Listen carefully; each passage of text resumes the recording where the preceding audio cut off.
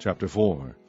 Moreover he made an altar of brass, 20 cubits the length thereof, and 20 cubits the breadth thereof, and 10 cubits the height thereof. Also he made a molten sea of 10 cubits from brim to brim, round in compass, and 5 cubits the height thereof, and a line of 30 cubits did compass it round about. And under it was the similitude of oxen, which did compass it round about, 10 in a cubit, compassing the sea round about. 2 rows of oxen were cast when it was cast. It stood upon 12 oxen, 3 looking toward the north, and 3 looking toward the west, and 3 looking toward the south, and 3 looking toward the east. And the sea was set above upon them, and all their hinder parts were inward. And the thickness of it was an handbreadth, and the brim of it like the work of the brim of a cup, with flowers of lilies, and it received and held 3,000 baths. He made also 10 lavers, and put 5 on the right hand, and 5 on the left, to wash in them such things as they offered for the burnt offering, they washed in them. But the sea was for the priests to wash in. And he made 10 candlesticks of gold according to their form, and set them in the temple, 5 on the right hand, and 5 on the left.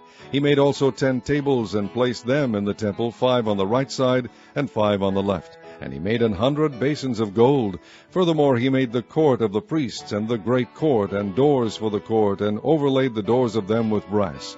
And he set the sea on the right side of the east end, over against the south. And Huram made the pots, and the shovels, and the basins. And Huram finished the work that he was to make for King Solomon for the house of God, to wit, the 2 pillars, and the pommels, and the chapiters which were on the top of the 2 pillars, and the 2 wreaths to cover the 2 pommels of the chapiters which were on top of the pillars, and 400 pomegranates on the 2 wreaths, 2 row of pomegranates on each wreath, to cover the 2 pommels of the chapiters which were upon the pillars.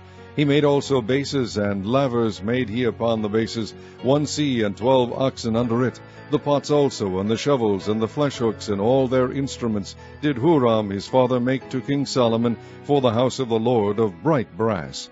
In the plain of Jordan did the king cast them, in the clay ground between Succoth and Zeredathah. Thus Solomon made all these vessels in great abundance, for the weight of the brass could not be found out. And Solomon made all the vessels that were for the house of God, the golden altar also, and the tables whereon the shewbread was set, moreover the candlesticks with their lamps, that they should burn after the manner before the oracle of pure gold.